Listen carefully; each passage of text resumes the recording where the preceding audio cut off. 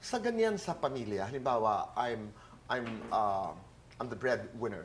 Do you have conditions? So parang, ako okay lang ako magtrabaho, okay lang ako walang tulog, pero kuya, ate, or your 8 younger siblings, pero tapusin niyo ang pag-aaral. Do you have conditions? For me naman po, because with my brother, he's not like a usual teen, or he's not like a teen that goes out and goes drinking and stuff like Hindi that. siya mahilig. He's introverted. He's very introverted, he's very nice, and he's gifted, like very smart. He learned how to play the piano by himself. Like, he's very smart po. Kaya there's no really strict conditions that you can't go out with friends. Okay. I'm usually pushing him to like make friends. I push him to try to dress this way or try to dress that way. But we do have conditions po na do well in school.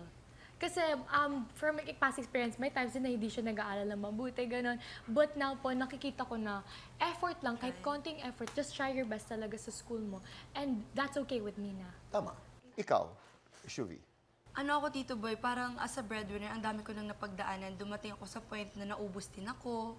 Oo. So pag ubos ka na pala, Tito Boy, dun mo marirealize na hanggang saan kaya mong ibigay, lalo na kung walang-wala ka na rin.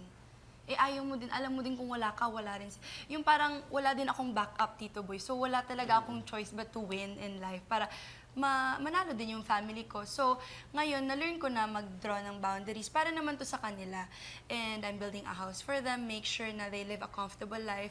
Pero I want them to really do their best sa studies nila. And I'm very strict as an ate, Tito Boy. Kasi tignan mo naman yung mga bata na yan. Oh, Cute! maliliit pa talaga sila, Tito Boy. So as much as possible, gusto ko guided sila, hindi sila lumaking walang natatanungan, walang mahingian, nagugutom. Yun lang naman talaga yung priority ko, Tito Boy. No, I like that whole discussion.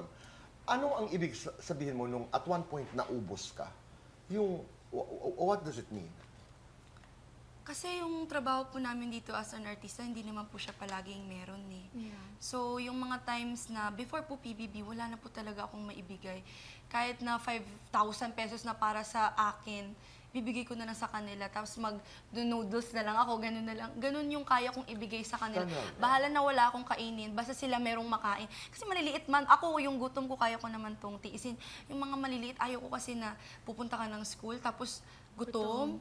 Yun yung ano ko, Tito Boy, nilalaban ko talaga sa sarili ko ngayon. Kaya ngayon, I make sure na every week may pagkain ang ref, may supplies kayo dyan, hindi kayo magugutom. Yung pag-aaral nyo na lang yung paghirapan nyo. Yung baon, ako na yan, inad ko na lahat dito. Para sabihin kung sabihin man ng iba na baka mag-rely sa'yo yung parents mo, I always talk to them. Mami, hindi to madali ha. Mami, nahirapan din po ako. Hingi din po ako ng alalay sa inyo. So, tulong-tulong po tayo dito. Naririnig natin yan sa maraming mga breadwinners, di ba? Hindi ito madali. Pero gagawin ko ang lahat para maayos lang ang buhay natin. Pero do you share? Mag-aral ka. Tsaka ang hirap tulungan ng taong ayaw tulungan yung sarili nila. Tama. At saka, meron bang deadline ang pagiging breadwinner? Mga June, Siguro next year po, 20. deadline, I would say, whatever it takes, as long as I'm able to make them happy, as long as may mabibigay ako, bibigay ako. Parang wala eh, no? Wala. Same po talaga. Wala Galing po talaga. puso eh, oo. Proud na ako, basta stable na sila. Ganun.